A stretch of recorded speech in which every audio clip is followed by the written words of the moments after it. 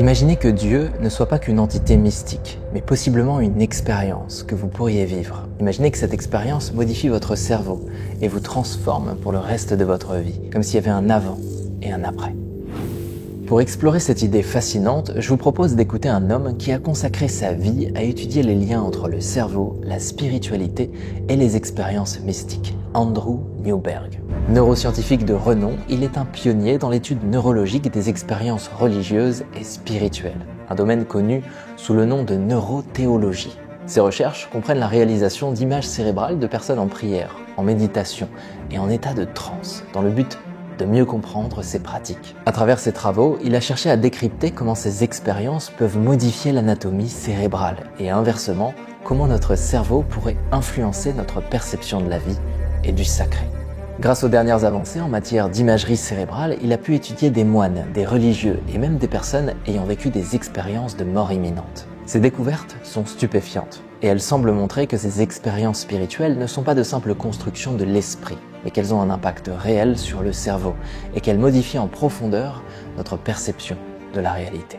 Et d'après lui, ces expériences ne sont pas réservées à une élite. Nous aurions tous la capacité de vivre ces moments de transcendance, que nous soyons religieux, athées ou simplement en quête de sens. Alors y a-t-il dans notre cerveau des connexions qu'on pourrait appeler neurones de Dieu? Que se passerait-il concrètement lorsqu'on s'éveille à un au-delà? Et en quoi aurions-nous tous intérêt à vivre ces états mystiques? Vous trouverez une partie de la réponse dans son discours, et je vous retrouve juste après pour continuer cette réflexion. À tout de suite.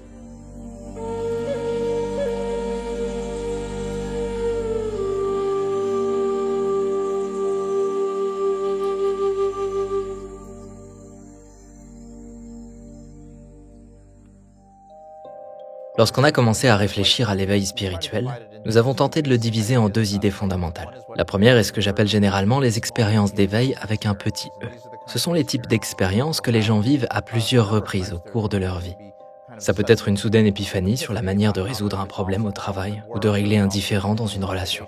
Un problème sur lequel vous travaillez depuis longtemps et soudain, vous trouvez la solution et vous comprenez les choses d'une manière différente pour la première fois. Mais cela reste une expérience avec un petit E. Les expériences avec un grand E, quant à elles, sont généralement des expériences qui changent la vie. Elles sont époustouflantes. Elles transforment tout dans votre manière de penser le monde. La vie, la mort, la spiritualité, peu importe. Elles changent tout ce que vous êtes. Par exemple, l'une des expériences que les gens vivent souvent est un sentiment très profond d'intensité. L'expérience est la plus puissante qu'ils aient jamais vécue. Et s'il y a des éléments spécifiques dans cette expérience, que ce soit quelque chose qu'ils ont vu, une vision de lumière ou quelque chose de similaire, c'est la plus belle lumière qu'ils aient jamais vue. C'est la plus belle musique qu'ils n'aient jamais entendue. C'est le sentiment d'amour le plus intense qu'ils n'aient jamais ressenti. Peu importe ce qu'ils ont vécu, c'est une expérience très très puissante et intense. Nous pouvons examiner les zones du cerveau qui nous aident à déterminer quels éléments de notre vie sont particulièrement importants, particulièrement intenses pour nous. Ça se produit généralement dans une zone de notre cerveau appelée le système limbique, qui correspond aux aires émotionnelles. En particulier des régions comme l'amygdale ou l'hippocampe qui s'activent intensément. Lorsque quelque chose d'important se produit dans notre vie, elles deviennent folles. Et le système limbique permet aussi d'enregistrer des choses dans notre mémoire. Ainsi, lorsque quelque chose se produit dans notre vie, et des milliers de choses nous arrivent chaque jour, on ne s'en rappelle pas la plupart du temps car elles ne déclenchent pas ce type de réponse. Mais si par exemple nous nous disputons avec quelqu'un, nous en souviendrons pendant un certain temps parce que c'était très émotionnel. Ainsi, lorsque les gens vivent ces expériences intenses d'éveil, non seulement elles leur paraissent incroyablement réelles sur le moment, mais elles sont mémorisées presque toute leur vie. Ils reviennent sans cesse à cette expérience et se souviennent toujours de ce moment comme étant celui qui a tout changé. À partir de ce point, tout a été différent pour eux. Un autre exemple central de ces expériences, par exemple, est un sentiment d'unité, de connexion, d'unicité. Les personnes disent souvent « je me suis senti connecté à tout l'univers, je me suis senti uni à Dieu ». Il existe une zone de notre cerveau, le lobe pariétal, situé à l'arrière de notre cerveau, qui prend normalement toutes nos informations sensorielles. Il nous aide à façonner la sensation de nous-mêmes.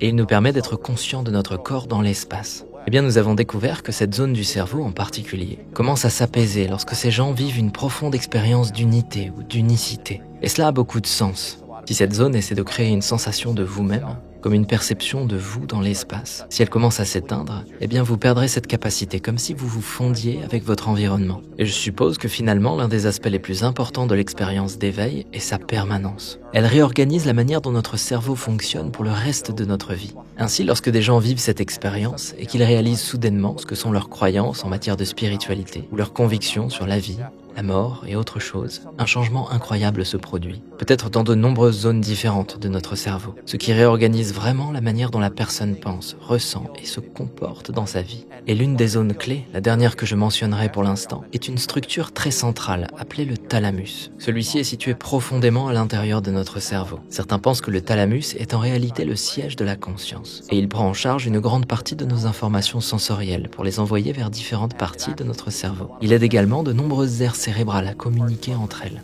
Et il semble que cette région soit profondément modifiée par ce genre d'expérience et de pratique.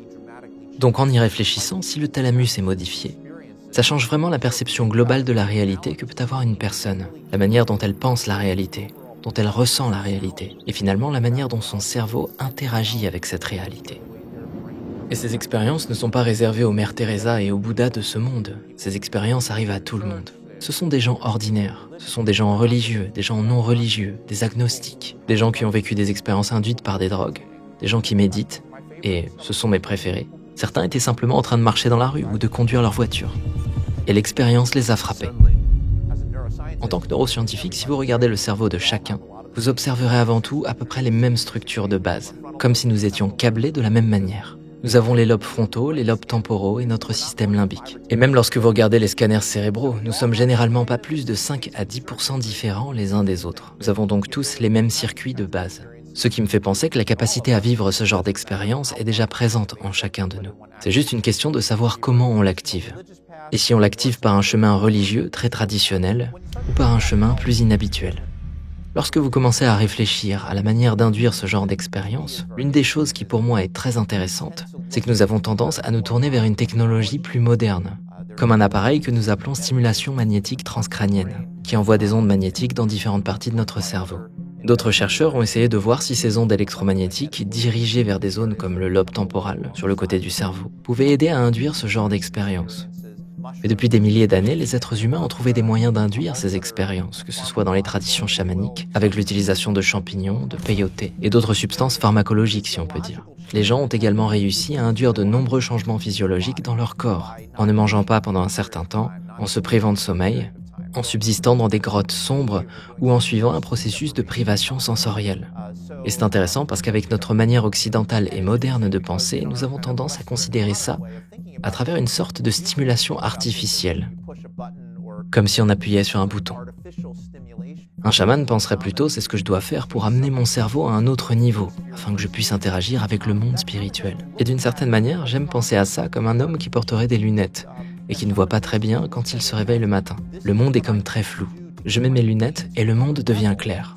Et si la stimulation magnétique transcrânienne, les drogues ou la méditation étaient comme mettre des lunettes à votre cerveau pour voir le monde de manière plus claire, différente, mais qui était en réalité toujours là depuis le début. Ça soulève donc des questions épistémologiques très intéressantes et importantes sur la réalité de ces expériences, indépendamment de la manière dont elles sont déclenchées ou induites chez un individu donné. Mais ça soulève également une question plus large, et je défie souvent mes étudiants à ce sujet. Lorsque vous y réfléchissez, d'où viennent toutes ces expériences du point de vue du cerveau humain ? Ce que je veux dire par là, c'est que si vous regardez ce qui se passe réellement, que j'ai ou non une drogue dans mon cerveau, pour qu'un neurone s'active, des ions de sodium et de potassium traversent la fente synaptique dans les deux sens. Ça dépolarise le neurone et ça le fait s'activer. Donc ces ondes traversent la fente. Ils provoquent une activité électrique qui peut être mesurée. Ça active la machinerie métabolique du neurone. Donc on peut voir une augmentation de son activité et de la manière dont il utilise l'énergie. Il y a la libération de toutes sortes de neurotransmetteurs comme la sérotonine et la dopamine qui traversent cette petite fente synaptique et activent un autre neurone. Et bien sûr, si vous adoptez une perspective bouddhiste ou hindouiste sur tout ça, la conscience est partout autour de nous et notre cerveau est plutôt comme un récepteur radio qui se connecte à cette conscience universelle pendant un certain temps, tandis que nous sommes ici sur Terre. Et puis il retourne à cette conscience universelle lorsque nous partons. Donc nous ne savons pas. Mais alors dans tout ça, où se produit la pensée ? Où est notre pensée ? Où est notre expérience du monde ? Lorsque nous disons que nous voyons quelque chose, que nous ressentons quelque chose, que nous pensons quelque chose, où est-ce que ça se produit vraiment ? Comment puis-je finalement relier son expérience à ce qui se passe dans le cerveau lui-même? À quel point pourrions-nous être réductionnistes? Ou est-ce possible que notre cerveau ne fasse que recevoir toutes ces informations? Et le fond du problème, c'est que les neurosciences auront toujours beaucoup de mal à isoler exactement où se trouvent toutes ces expériences. Et à comprendre comment les drogues ou tout ce qu'une personne utilise ou fait pour induire ce genre d'expérience. Et comment ça peut avoir un réel effet et d'où viennent ces expériences. Ce qui est fascinant ici, c'est qu'Andrew Newberg ne se contente pas de parler de croyances religieuses, mais d'une expérience mystique qui pourrait être vécue par chacun d'entre nous. Alors bien sûr, les mots pour le décrire varieront d'une personne à l'autre, tout comme les références culturelles à laquelle ce type de vécu pourrait être associé. Mais ce qu'on observe systématiquement, c'est un changement profond dans la manière dont une personne percevra le monde et vivra sa vie après ça. Que ce soit à travers une expérience de mort imminente, un éveil spirituel ou une prise de conscience, il est souvent rapporté une plus grande capacité à faire face aux défis de la vie, comme si notre résilience émotionnelle était stimulée par cette rencontre avec le sacré. Et ça va plus loin que ça, parce que comme l'évoque Andrew Newberg, on observe aussi des changements structurels dans l'anatomie cérébrale, et entre autres dans la région du thalamus, ce qui suggère une forme de mise à jour de nos perceptions, à un niveau fondamental. Et tout ça, c'est sans parler des effets positifs sur la santé, via notamment la hausse de production de sérotonine et de dopamine. Vous savez, ces neurotransmetteurs souvent associés au bonheur et au bien-être. Et aussi une diminution des cytokines pro-inflammatoires, ce qui suggère une amélioration de la santé globale du corps. Et si on ne parlait même pas des effets bénéfiques de ces expériences mystiques sur la relation au stress, à l'anxiété ou à la dépression, qui restent tout de même des préoccupations majeures aujourd'hui, alors nous aurions toute la liberté d'évoquer un sujet encore plus profond, à savoir notre relation à Dieu et au sacré. Parce que, disons les termes, est-ce que ces expériences sont des preuves de l'existence de Dieu? Et si tel est le cas, alors est-ce que ça aurait encore du sens aujourd'hui de ne pas croire en Dieu? Et peut-être qu'une partie de la réponse se trouve dans une autre question. La vérité est-elle nécessaire pour tirer tout le bénéfice d'une expérience ou d'une croyance? D'ailleurs, le philosophe William James, dans le livre « Les variétés de l'expérience religieuse », soutient que la valeur d'une croyance ne réside pas nécessairement dans sa vérité objective, mais dans ses effets pratiques sur la vie de celui qui l'éprouve. Selon lui, si une croyance nous apporte du réconfort, de la force mentale ou une meilleure compréhension de soi, alors, dans un sens purement pragmatique, cette croyance revêt une forme de vérité. Et vous avez sûrement déjà ressenti qu'une croyance n'a pas besoin d'être vraie pour vous être bénéfique, n'est-ce pas? Et cette approche permet de dépasser les débats stériles sur la recherche de vérité absolue quant à l'existence de Dieu, pour se concentrer sur ce qui touche à l'esprit de l'homme. Et ça ouvre une porte fascinante. Qui est Dieu pour l'homme? Si on s'en réfère aux travaux de Carl Jung, on peut voir Dieu comme un symbole de totalité. Dans l'inconscient collectif, c'est un archétype qui représente la quête de sens, de transcendance et de connexion avec quelque chose de plus grand que l'individu. Pour rappel, les archétypes sont des formes primordiales qui structurent notre psyché et influencent nos comportements, mais aussi nos rêves et nos croyances. Et l'archétype de Dieu est un peu comme une représentation symbolique de la totalité psychique, que Jung appelle aussi le soi. Le soi est à la fois le centre et la totalité de la psyché, ce qui comprend les aspects conscients et inconscients de l'esprit. Donc, l'archétype de Dieu n'est pas nécessairement une divinité extérieure, mais plutôt une image intérieure qui guide l'individu vers un état d'unité ou vers une forme d'unification. Ce qui introduit la possibilité d'une rencontre avec Dieu en soi-même, comme une expérience subjective qui pourrait être vécue par tous et à l'intérieur, probablement d'ailleurs sous des formes différentes. Parce que Jung insiste sur le fait que l'archétype de Dieu est avant tout une expérience subjective. Il ne s'agit pas de prouver de l'existence de Dieu, mais de reconnaître comment cette image intérieure influence notre vie et notre psyché. Et pour lui, croire en Dieu est moins important que de vivre une relation vivante avec cet archétype de Dieu, quelle qu'en soit la forme pour nous d'ailleurs, parce que c'est cette relation qui nous transforme. Autrement dit, ce n'est pas le fait de croire en Dieu, en l'univers ou en une force mystique qui nous change, mais le fait de cultiver en nous-mêmes une relation avec cette croyance. Ce qui amorce une autre idée encore plus intrigante. Et si toutes les croyances n'avaient pas les mêmes valeurs? Parce que comme le souligne Andrew Newberg, les expériences d'éveil avec un grand E induisent une transformation profonde de notre manière d'être. Pourtant, vous avez sans doute déjà rencontré des personnes qui se disent croyantes et qui ont une pratique religieuse sans pour autant donner l'impression que cette pratique soit habitée. Un peu comme s'ils répétaient des rituels de façon mécanique ou culturelle, ou presque parce qu'ils ont toujours fait ça. Alors qu'est-ce qui fait la différence entre une croyance mécanique ou culturelle effectuée par habitude et la foi, une foi authentique, une foi qui nous transforme? Parce qu'une croyance purement intellectuelle ou culturelle, c'est une croyance sans engagement intérieur profond. Et c'est une croyance qui peut rester superficielle. Elle peut devenir une simple adhésion à des dogmes ou à des rituels, mais sans bousculer les profondeurs de l'être. Si bien qu'on pourrait passer des années à répéter des pratiques sans à aucun moment accéder à cet état transcendantal depuis lequel une rencontre avec le divin serait possible. Et ce serait comme rester en surface d'une philosophie ou d'une religion sans réellement intégrer ce qu'elle cherche à initier en nous-mêmes. Parce que dans de nombreuses traditions mystiques, rencontrer Dieu est décrit comme une expérience directe, personnelle et transformative. Et ce n'est pas une invitation à croire ou à rejoindre une communauté de croyants, c'est une initiation intérieure spontanée qui éveille l'individu à une nouvelle perception de son existence. C'est une métamorphose et une ouverture à une nouvelle manière d'être soi, une transformation depuis laquelle émerge une croyance supérieure, celle de la foi. Et je comprends parfaitement qu'on puisse se sentir un peu hermétique à tout ça. Aujourd'hui, nous vivons dans une société laïque et faire du prosélytisme serait mal vu. Pourtant, si vous creusez encore, vous allez comprendre quelque chose qui échappe à beaucoup de gens. En vérité, la foi n'est pas qu'une croyance. Quelqu'un qui a la foi n'a plus besoin de croire, il sait.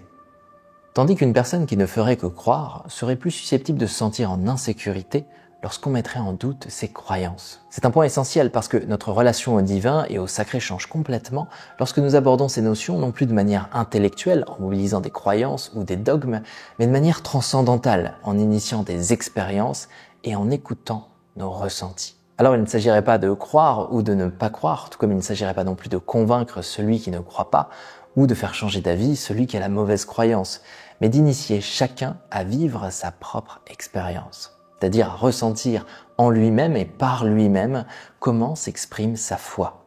Et cette invitation pourrait prendre tout son sens à travers les rituels. Les rituels religieux et même les rituels séculiers, comme on peut en retrouver dans le sport ou dans la politique, ne sont pas de simples habitudes, ce sont des actes symboliques qui relient l'individu à la communauté, à ses forces intérieures et à des forces supérieures. Et ils sont aussi des portails vers des états élargis de conscience. D'ailleurs, selon Thomas d'Aquin, dans la tradition chrétienne, les sacrements sont des rituels qui incarnent la présence divine dans le monde visible. Ce sont comme des signes visibles d'une grâce invisible. Par exemple, le baptême n'est pas seulement un acte symbolique mêlant l'eau, les gestes et la parole. C'est un acte de grâce qui transforme intérieurement l'être baptisé. Et pendant l'Eucharistie, le pain et le vin deviennent réellement des symboles de la présence du Christ en nous-mêmes. Si bien que communier est un rituel qui invite à nourrir sa foi, mais aussi à renforcer sa relation à Dieu. Et dans l'islam, le salat, la prière n'est pas simplement une série de mots et de mouvements, c'est une participation à la présence divine à travers la prosternation et la récitation. Alors bien plus que de simples gestes, les rituels sont comme des canaux par lesquels le divin agit dans le monde. Ce sont des actes qui relient le visible à l'invisible et l'individu au sacré.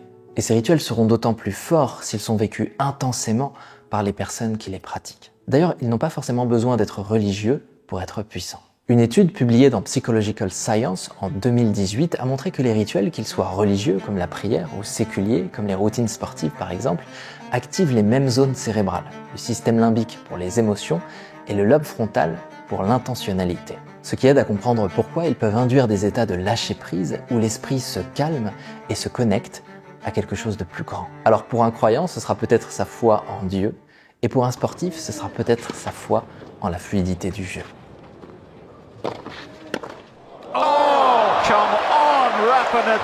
Et finalement, s'il y a quelque chose à retenir, c'est que cette foi, qu'elle s'exprime en faveur d'une figure religieuse ou d'une force symbolique, est l'empreinte d'un ressenti.